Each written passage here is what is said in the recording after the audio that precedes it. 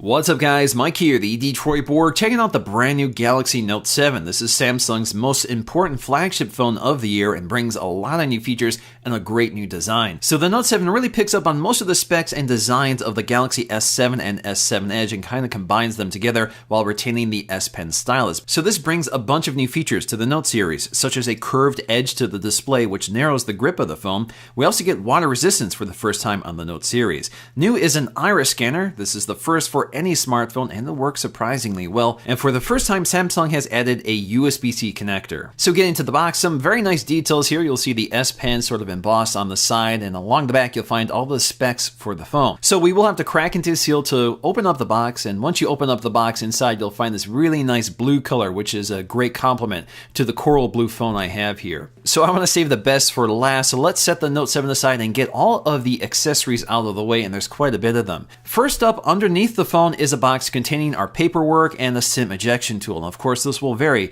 depending on which carrier you pick up your phone from. Next up, we get a set of headphones from Samsung. This is a familiar design with an in-ear style, which includes an inline remote control and microphone and swappable ear tips, and it does come in this nice carrying case. Also included is Samsung's adaptive fast charging system. So this works with the included USB-C cable. Now, because we have USB-C and tons of Samsung accessories that use micro USB, they have included two adapters which work with all of those accessories. And as always, we get a set of replacement pen nibs for the S Pen and a removal and installation tool. And finally, let's get to the phone wrapped in plastic so we can go ahead and peel all this off. Now, this is the coral blue color. It's also available in titanium, gold, or onyx black. So next up, let's take a close look at the hardware design, and it's really stunning, especially in this contrasting gold and blue color. Now, of course, the display is a big story here because it curves around the edges, and that definitely provides a nice narrow grip. And because the phone is so rounded, the phone feels fantastic in the hand. Feels nothing like the previous Notes you've had,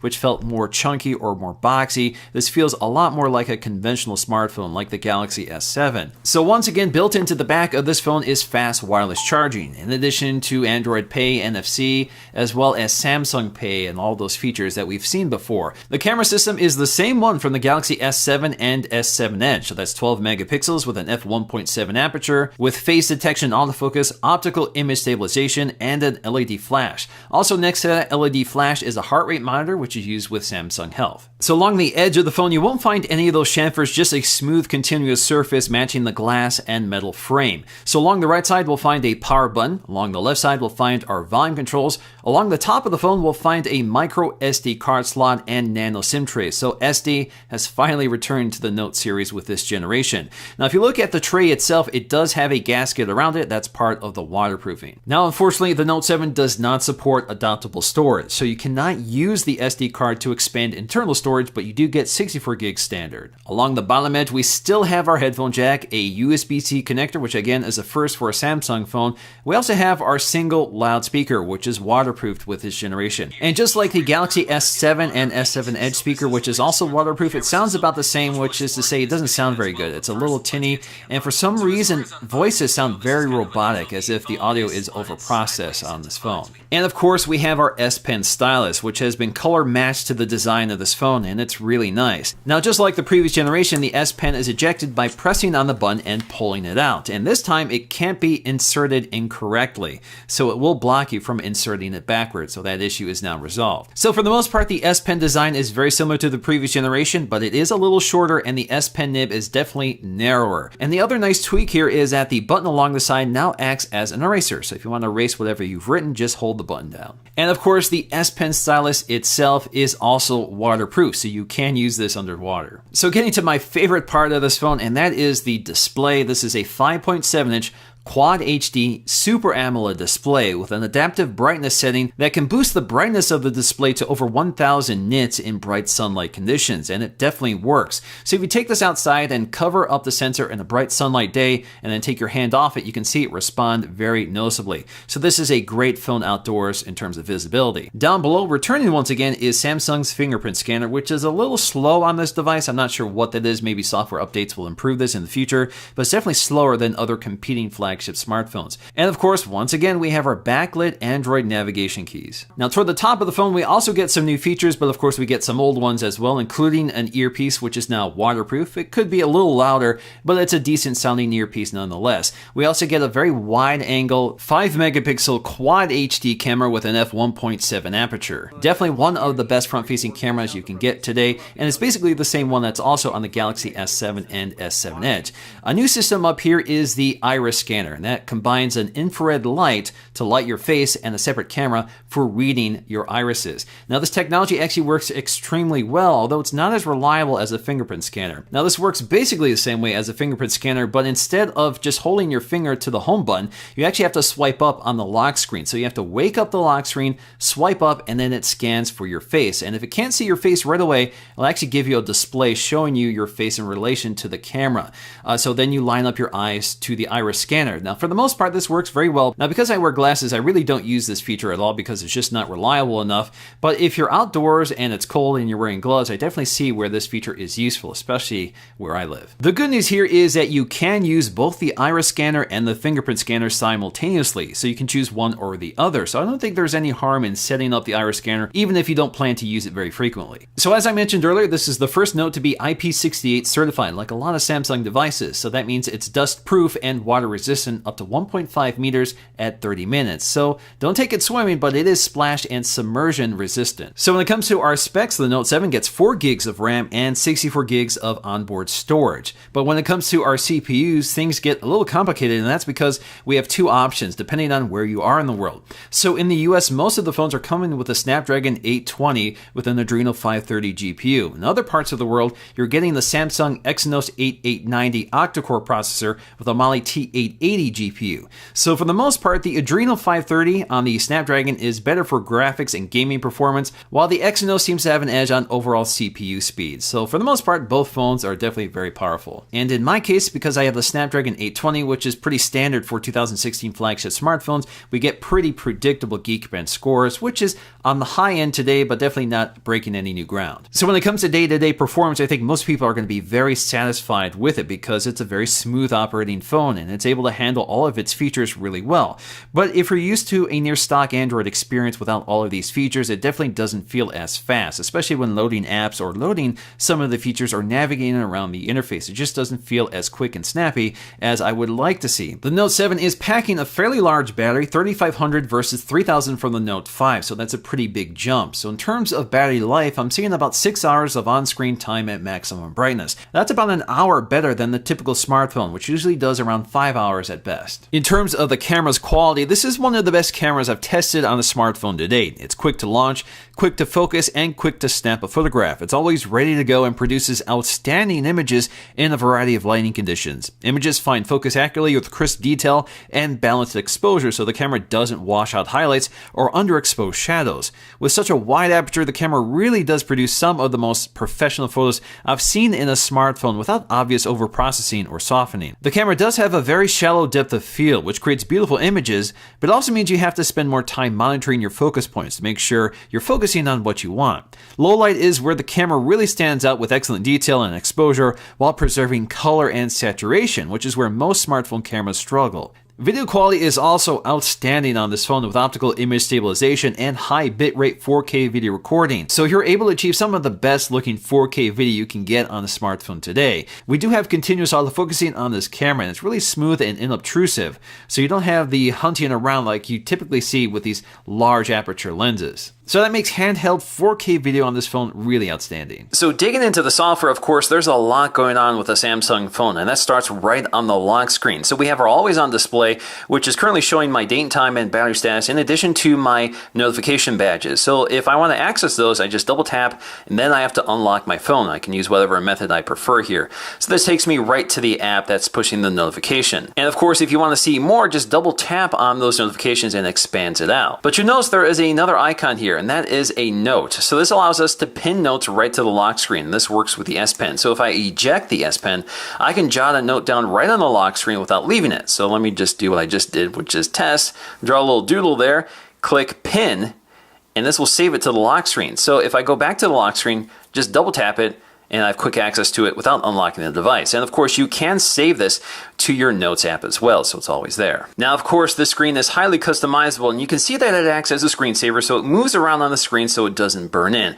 So we're going to have to go to settings to customize this. Go to our settings from drop down, and if you go to your display settings, we have our always on display, which you can turn on and off. So if we turn this on and take a look at our layouts, you can see all the layouts that are available. So you get different clocks. If you're on the dual clock setup, you can pick that, and you can customize these layouts as well. So for example, let me go with the default layout here. We can change the color. So if you want to change the color of the clock, you can do that as well. And if you want to change the background, you can add that as well. So let's go and change this background, click apply.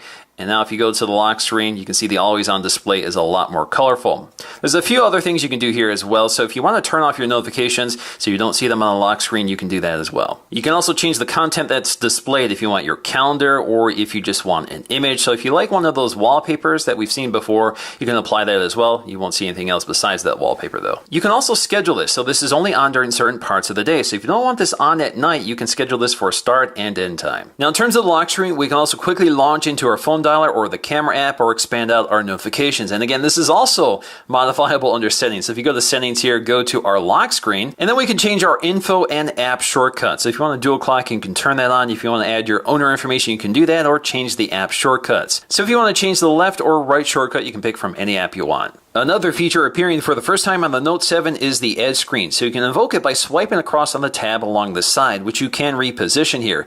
So in terms of these Edge screens, right now I have the People Edge, Task Edge, my News Edge, the Weather, and the Apps Edge. And I can also tap on these icons down here to quickly jump right to them. So this allows me to quickly access things like the YouTube app, and that's all accessible from anywhere in the system interface. So for example, if I'm within an app, this is still available to me. So I can swipe in here to access, for example, the Calculator app. So it takes me right to it. Now, of course, this is highly customizable. We can go to our settings here, and we can go up to the handle settings to reposition this handle. So I can change the location along the side where this is, or I can switch to the left side if I want. I can change the transparency or the size of the handle as well from medium to small. Now, of course, you can also just turn this off if you don't want this on at all, and you can add or remove some of these Edge screens. So a lot of them come pre-installed, and you can go ahead and select them if you want. Some of them you can edit as well. So for example, with the Apps Edge, I can go to Edit and change the apps that appear on the Apps Edge. You can also download additional ones from the App Store. Some of them are paid, some of them are free, and there's a huge selection of them now. Now, one of my favorites is the People Edge, so this allows me to quickly access my favorite contacts for calling them or sending them a message. The other thing here is that each person gets its own color. So if your phone is laying face down and you're receiving a phone call or a message, the edge of the screen will light up and strobe in that color to let you know that that person is calling. And if you miss a phone call or a message from one of those contacts, you get this little color match tab along the side, which you can swipe in on to see the information. The Edge screen can also be used on the lock screen, and we have something called Edge Feeds. So if you rub the side of the phone, this will invoke Edge Feeds. This will reorientate depending on how you're holding the phone, and this works on both sides of the phone. So if you want it on the left side, you just have to rub the left side to get to it. Now, this you can cycle through, so you can swipe across them to navigate through those Edge Feeds. So I have my notifications and I have my news feed. Now, you can customize this under settings. So if you go to settings here and go to display, we have our Edge screen. So this is our Edge screen settings. So this allows us to turn off the Edge screen entirely if we don't want it. And then we have our Edge feeds, which you can also turn off. Now, of course, you can reorder these if you want, and you can change the timeout here from 15 seconds all the way up to 10 minutes. Now, I think a little more useful is the night clock. So if we go to night clock, we can turn this on, and this is something we can schedule. So I've set this for 12 p.m. so we can take a look at it right now, and you can change the position of it from left or right side. Now, when this is turned on, you get this very dim clock along the side, which also turns off the always on display, and you can see your battery status in addition to the date and time. So the big news with any Note phone is the S Pen stylus. So as soon as I eject it, we get this Air Command utility that pops up. So this has a lot of our S Pen features, and you can hide it away or bring it forward just by tapping the icon. Now, we have lots of settings here, including that floating icon. So if you want to turn this off, you can, and if you want to re-invoke it, you just press the button along the side to bring it up again. So one of the S Pen utilities is the new Notes app. So this has been expanded with a lot of features like voice memo, but what I'm going to show you is the S Pen toolbox. So we have different pen tips or pencil tips, marker tips, or whatever, and you can select them. And then we can also choose a different color, or we can go to the color wheel and select something else and change the intensity. So let's click done here, click close, and we can start writing our message. So as you write, you actually get some auditory feedback as if you're writing on actual paper, which is kind of neat. Now, one of the most talked about features is Translate. So right now I'm on a German website. If I hover my pen tip over a word, this will translate that word for me. And I can go up here to have it speak the word to me. Maßnahmenkatalog. So let's try another word here. Gelten, be valid. Gelten. Next up, under Smart Select, we have this new animated GIF option. So this allows us to actually record GIFs out of video. It doesn't have to be video, it could be anything, but it makes most sense with video. So for example, I have my YouTube video up here. I can record in high quality or standard quality. If I click play on that video here, I can go ahead and start recording this. And this will record up to 15 seconds for the GIF, and of course I can stop it before that. So we're going to click stop there. This will save it. You can see the playback here. We also get Magnify, which is pretty self-explanatory. Basically, it's a magnifying glass, and you can change the intensity here, so you can go from 150 to 300%. Another interesting feature is Glance. So this will minimize the window you're currently looking at so you can do other things. So it keeps it in the corner, and you can move it around.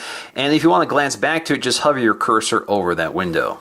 Now, of course, with the S Pen, you do get a handwriting keyboard built in. You just have to select it. So if you click and hold on this Option key down here, which can either be the voice keyboard, the clipboard, your emoticon keyboard, the keyboard settings, or our handwriting keyboard, which will transcribe what we handwrite. So for example, it's pretty forgiving and it's fairly fast. You can see it had no trouble recognizing the punctuation and my horrible handwriting. Now this keyboard has improved since I last used it, so I have this little cursor I can drag and drop around. So if I need to make an edit, I can drag and drop it, add a space, write another word in here like short. See if it recognizes it. Pretty good here. I can add a space. And then I can also cross it out to delete it if I want, or just use the delete key down here. Or if I want to change this word, I can just write over it, like trial. Now, needless to say, there are tons of options for the S Pen stylus under Advanced Features and S Pen. Not going to go through all of them because most of them are pretty familiar, such as Air View. So if you hover the tip of the pen over certain features like your calendar, your photo gallery, you'll get a little pop-up preview. It also works with links. You can also scroll through your website using the S Pen stylus. We also have Direct Pen Input. So if you want to handwrite your text into text boxes, you have this option, which again, you can turn on and off. So just to show you how this works, if you go to the Chrome browser, hover the tip of the pen over a text box here, you can actually go ahead and start handwriting this in instead. So if I want to write CNN.com, it should recognize it. There we go. We also have our detachment option. So when you eject the S Pen, it automatically pops out Air Command by default, but instead you could have it create a note or just do nothing at all. So when it comes to the main home screen interface, they have made some changes here in terms of the designs. Although the layout is pretty familiar, the icon pack and the colors are more consistent. So the icons are more rounded and the colors are a little more even and not quite as stark and bright. Now, if you swipe to the right, we get to Flipboard Briefing, which is our news aggregator. So we've seen this before, and you can modify this. So you can turn off certain feeds. So if you don't want business news, you can turn that off, and of course you can go up to settings to either turn this off or turn it back on. So if you turn this off, it disappears from your home screen and you won't see that panel anymore. Of course, you can also modify the home screens by pinching in and out. So if you want to turn on Flipboard Briefing that way, you can select your home screen by selecting the home icon above each screen, and you can remove them or rearrange them. We also have our wallpapers, and we have lots of wallpapers to pick from. We have some recommended wallpapers you can download, or you can go with the ones that have come pre-installed with your device, and there's lots of them, and they do have some motion effects. So if I go ahead and select this, you can apply it to the home screen here. And then you have the option to turn on the motion effect, which is actually off by default. Let's set wallpaper here.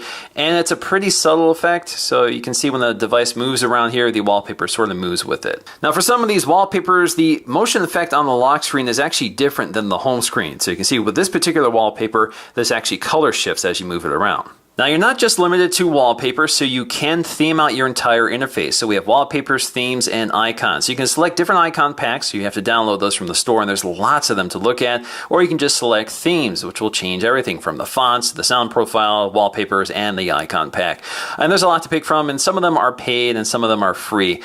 So if you want to select one of these, you can go ahead and download it. So for example, you have a gold phone, this might be the perfect one for you. We also have our widget interface, so you can cycle through all your available widgets, and then we have our screen grid. So 5x5 is default, but if you want a more spacious one, you can go with 4x4 or 4x5. Now, one of the ways of creating a more consistent looking UI design is by applying frames to all of the apps so they look like the rest of the system apps.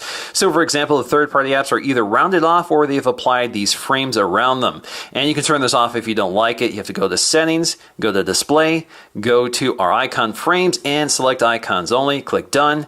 And then we're back to the original design. Now they've also tweaked the folder layout. So when you click on the folder, it expands out to this full screen view and you have these tab views you can cycle through. You can also add apps from your app selection here, so it makes it kind of easy. You don't have to drag and drop to the app folder. You can also change the color of the folder, which is nothing new here, but again, the interface is a bit different. So if you want your Google folder to be green, you can go ahead and select that. And of course, you can also rename it as well. Now when it comes to moving apps around here, you can drag and drop them between the different home pages, but they also give you this landing strip.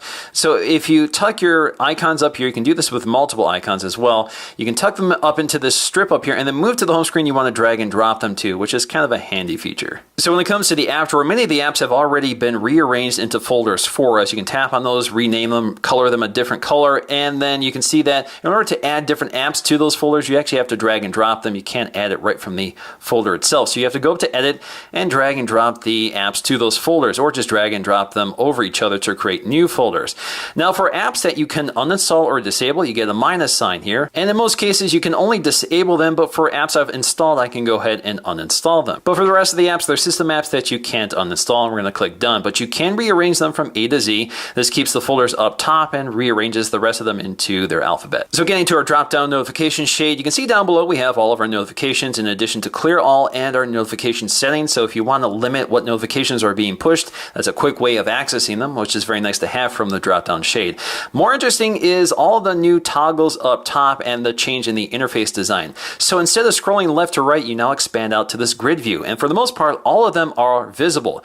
But there is one feature not visible, and if you want to get to it, you have to tap and hold to get to your editor. So now I can drag and drop our icons around. So you can see Do Not Disturb is not up there by default. So I can drag and drop this up here if I want, but it does displace one of the others. So I'm going to leave it as default and click done, and we're going to take a look at some of these. So again, the interface design has changed, and you get this little arrow down below some of them, which allows you to quickly access some of the features without leaving the drop-down shade. So for example, I have my different sound profiles. I also have power saving measures I can quickly turn on, so I have mid or max. And then I have other things like a flashlight level, so I can change the brightness of the LED flash along the back with this little scroller, which is very nice to have. We also get our display brightness in addition to an auto mode, and you can search the device here. So this is our universal search that allows us to search the device for apps, emails, or whatever. So for example, if I just search for Android, this brings up all the hits related to either Android from applications, settings, or even a web search. You can also limit your search with a variety of filters from the type of item to the timeline. You'll also notice up top we have scan for nearby devices, so this allows us to quickly connect to nearby devices. So for example, my printer, a TV set, or something like that. So if you want to broadcast your media or just send a print job, you can see those devices connected nearby. Now the only problem with this tap and hold to edit interface is that you now have to go to the drop-down shade to get to more settings to jump to the settings panel for that specific feature. Also making an appearance for the first time on the Samsung device is this blue light filter. So this strips away the blue light, which is supposed to help you with your circadian rhythm. So the blue light doesn't disrupt your sleep pattern, and you can change the opacity or just turn it off. You can also jump to more settings and schedule this if you want. So we can select sunset to sunrise, so this automatically kicks in, and you can customize the schedule if you want with the start and end time. You can also quickly turn on and turn off your always on display from here as well, and then you have device visibility. So basically this allows the device to be discoverable with other devices on your network, such as your TV or your printer. Now in terms of the recent apps viewer, we have our card view, and you can see it's very smooth and quick. We have close all down below, and then you can see for certain apps you have this little double bar indicating that those apps can be opened up side by side for a split view. So for example, I can open up Instagram on one side, and then I can select another app compatible down here like YouTube. So there we go. We have our side-by-side windows, which we can resize. And for the window highlighted in blue, when you tap on that circle icon, we can act upon that. So for example, I can copy items from this window to post it into another window. I can minimize the window, or I can maximize that window, or just close it out. So for example, if I minimize the window, this pops it out into this little badge view. So this stays hovering in the background. And if I want to access it, I can tap on it to expand it out again. And now we have a floating window view. So I can move this around or resize it. But if I want to maximize this, let's go and maximize this to full screen and swipe down again from the corner, I have this window view again. So that's one way of accessing that feature as well. So only certain apps support it. It does work on Instagram, but not all apps will support it. So again, I have these multiple windows I can resize. And then when I press the home button, they again turn into these floating badges, which stay present, and I can continue interacting with the interface and jump back to them when I need them. Now I can have 5 of these apps open at the same time. And if I have all these apps open, if I hit the home button, this minimizes them into these badge views, which I can move around. Now if I tap and hold on these, I can go up to remove to close them out. Now, if you don't want to dig through your recent apps to start the split screen mode, just tap and hold on the recent apps button, and this takes you to your split screen selector. So I can select Instagram and YouTube the same way. Now, when it comes to power saving, there's a lot going on here. So they've added quite a few features and completely changed this interface. So as you can see, when I select it, it tells me exactly what it's going to do to improve battery life and by how much. So if I apply this recipe, it adds 2 hours and 3 minutes to my estimated battery life. So you can see one of the things it's going to do is change the screen resolution to full HD. So that's the first time I've seen this on a Samsung phone. So let's go ahead and apply this just to show you what happens when it goes through this process. So you can see it's adding to my estimated battery life, and it's changing the screen resolution and doing a few other things in the background as it's explaining down below. So we have 2 modes we can select from, mid and max. So with mid, we can customize this as well. So you can customize the maximum brightness, change the screen resolution all the way down to 720p HD, limit device performance, and prevent background network usage in this mode here. We also have the max mode, which replaces ultra power saving mode.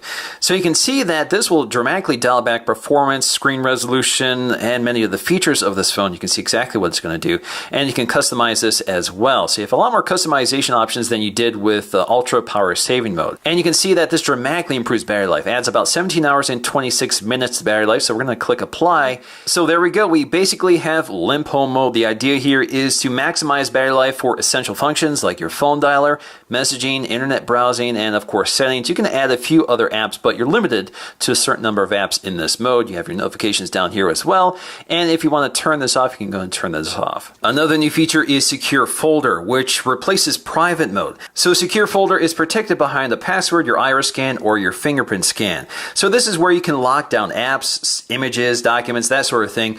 So you can add apps here. So for example, if I want to add Hangouts, I can go ahead and do that. Now that doesn't mean that those apps are removed from the home screen. It just means that when you access the apps within the secure folder, they're sandboxed. So that means if I log into Instagram, I'm only logged into Instagram under the secure folder. So there's an extra layer of protection. So I can still go to my home screen here. So if I swipe over to social, you'll see that I have Instagram, which is logged out right now on the home screen, but I can jump right back to my secure folder to access it this way. So again, just an extra layer of protection. Now, if you're within a secured app, you'll see this little green key icon in the lower right corner. So that means when I go to open up this app, I actually have to use Secure Folder Login to authenticate. Now, very similar to private mode, you can also add images or documents to the Secure Folder as well. You just go up to the options up here and go to Move to Secure Folder, and that removes it from the gallery so you can no longer see it. So if you want to access it now, you have to go back to Secure Folder, go to the Gallery app, and you can see that image right there. And if you want to remove it, just go up to Remove from Secure Folder. So as always, one of the best ways of discovering the device's capabilities is to dig into settings, and they have redesigned the settings panel here. It's much simpler. It's one long list, and that's about all. You can also search for whatever you want here, so just type in your search or jump to your previous searches, takes you right to it. So under connections, if we go to Wi-Fi, we do have a feature under Advanced called Smart Network Switch. We've seen this before, but this allows you to turn it on and off. There's a few tweaks here, so we have aggressive switching or normal switching. So again, the switches between cellular and Wi-Fi, depending on the strength of each network. Next up, we have sounds, and of course there are plenty of options under sounds to calibrate, from your vibration patterns to your ringtones to your keypad sounds to even the sound the device makes when you connect a power supply. But what I'm going to dig into here is sound quality and effects, which is kind of buried, but basically this is our equalizer. This allows us to calibrate the device audio to our preferences. We also have some other enhanced profiles such as UHQ Upscaler, Surround, and Tube Amp Pro, as well as Concert Hall. We also have Adapt Sound, so this will actually calibrate your audio to your headphones and to your ears. So basically this will play a variety of tones at different frequencies, and all you have to do is take this little quiz to calibrate for your ears and your headphones, and then you can save that specific profile for a specific set of headphones. Now, I've been here a few times already, but Display still has a few things to take a look at here, such as content scaling. So you're prompted when you set up the device to pick this, large or small, so you can go back and change this if you want. I went with large here because I think it films better. But we also have our easy mode. So if you want the grandma mode enabled here, you can go and select that, click done. You can also select which apps you want to load in easy mode. Let's click done here. Relaunches, and you can see a much more simplified interface with bigger icons and an emphasis toward your contacts. We can also turn on our LED indicator for our notifications. We can also keep our screen turned off if it detects it's in a pocket or a bag. We do have Smart Stay, so this is a feature we can turn on and off. So basically it's tracking for the location of your eye, so it knows whether you're looking at the device or not, so it doesn't go to sleep when you don't want it to. We also get this catch-all category called Advanced Features. There's actually quite a bit in here, such as our S Pen settings, but we also have one-handed operation, so you can turn this on or off. It's actually off by default. But if you want to reduce your screen size, you just triple press the home button, and then you can cycle between the left hand and right hand side and return to your full screen if you want. We also have one-handed input, and that works with the keyboard. So for example, if I go to the Samsung Notes here, I now have this right justified or left justified keyboard. This also works with the calculator and phone dialer. So we have plenty of other features we can turn on and off, such as the quick launch camera and the pop-up view gesture. So again, for apps that are compatible with it, you can minimize apps into windowed views. We also have palm swipe capture. So this is a feature we've seen before. You just swipe across the screen with your palm to take a screen grab, but we also have scroll capture, which works with scrolling websites particularly well. So if I go to Chrome here, I have a scrolling website and I want to capture more of this than just the first page, swipe across the screen, and then we have scroll capture. So this will build it out as we scroll through the page here. So you just continue building it, and you can see along the right side here it builds out, and when you're done you can click done. We also have direct call. So if you're looking at a text message or a contact, if you raise the phone to your ear, it automatically dials them up. We also have smart alert. So if you have a pending notification, the phone will vibrate when you pick it up. We also get easy mute. So if you're receiving a phone call or an alarm is going off, just face the phone flat on a table to mute it, or just palm it with your hand. Now with SOS messages, if you triple press the power button, you can send an emergency message to an assigned contact. And this will send pictures taken from the rear-facing and front-facing camera automatically and record a 5-second audio clip and send it along as well. But of course you have to set this up ahead of time, so you have to remember that that's here. We also have this video enhancer, which brings HDR video to this device. So again, you have to turn this on or off, and this works with only certain apps that push video like YouTube, Google Play, and Video Player. We also get a new section here called Device Maintenance, and this will scan our device and give us a health report. So right now, 97 out of 100 means I'm in good shape right now. And I can click Optimize, and this will optimize the system for better performance in terms of processor performance, battery performance, or whatever. But you can also see I have several sections down here, such as battery. So this is my battery manager, so I can see my power saving measures, I can see what apps are taking up the most battery life, and I can see my battery usage as well. I also have my storage information, so you can see what is taking up all my storage and how much I have left. I can also clean out my storage right now if I want, and runs the cleanup process, clears it out for me.